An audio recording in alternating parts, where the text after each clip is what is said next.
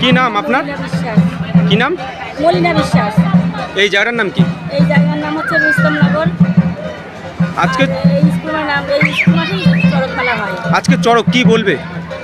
আজকে চড়ক আমাদের প্রতি বছরই এরকম খুব আনন্দ হয়। আমাদের চড়ক মেলায় প্রতি বছর এই চড়ক মেলা হয়, আর প্রতি বছরই খুব আনন্দ হয়। অনেক দিনের পুরানো মেলা, বিগত 30 বছর ধরে এই মেলা হচ্ছে। আর এই মেলাতে আমরা খুব আনন্দ করি। আমাদের আশেপাশে যত এমনি তো অনেক লোকজন আসে, তারপরে যে পিঠে বসি পচিয়ে, তারপরে সেই মানে জীবন্ত মানুষের পিঠে বসি পুজিয়ে ঘোরানো হয়।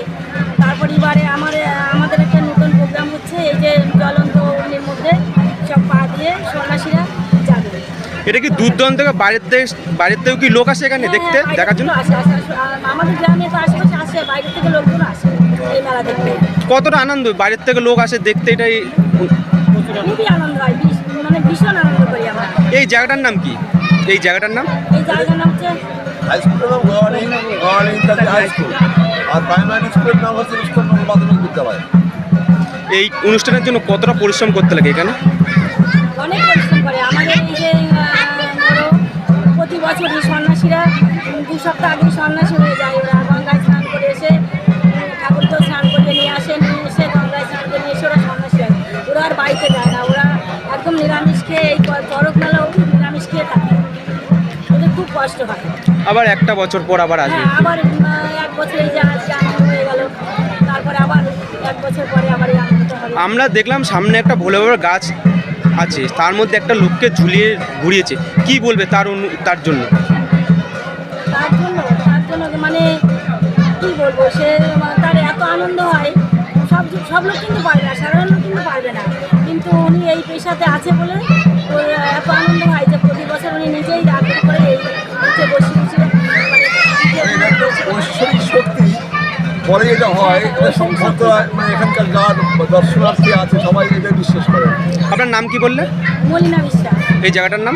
এই জায়গার নাম হচ্ছে রুস্তমনগর। আর এই মেলাটা হয় মানে রুস্তমনগর নেতাজি হাই স্কুলের মাঠে মেলাটা হচ্ছে। আপনার নাম কি? নিপেন দাস। কোথা থেকে এসেছেন? কারাডাঙ্গা থেকে। আপনাকে দেখলাম ভোলে বাবার গাছের উপরে ঘুরিয়ে ঝুলালো, কি বলবে?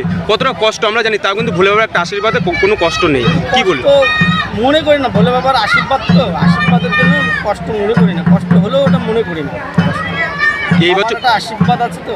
এই বছর কি প্রথম আসে এখানে নাকি প্রত্যেক বছর? আমি এখানে 3-4 বার এসেছি। 3-4 বছর ধরে আসেন, তাই তো? 4 বার। এখানে দেখছি কত লোক, কি বলবে এত লোক, কি বলবে এত লোক দেখে? এত লোক যদি আমাকে ভালো আশীর্বাদ বাসে, ভালোবাসবে, দেখবে, আমাকে ভালো লাগবে তাদেরকে সবাইকে। আপনার পিছনে বসি পোড়ানো আছে, ব্যথা অনুভব কি লাগছে? ব্যথা তো সেটা লাগেই, সেটা হচ্ছে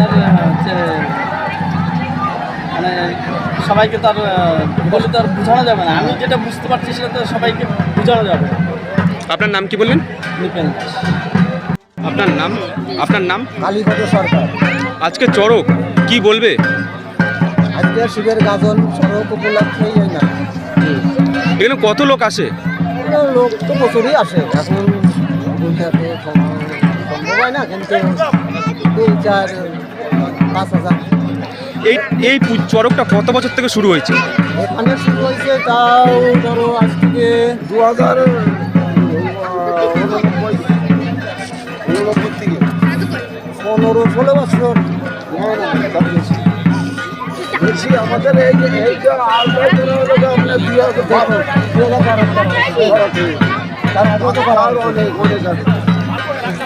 একইভাবে কি পুজো হচ্ছে নাকি পুজোর কিছু নিয়মবর্তন পালন হয়েছে? না, একইভাবে আমরা যেভাবে যে নিয়মে করে আসছি সেই নিয়মে।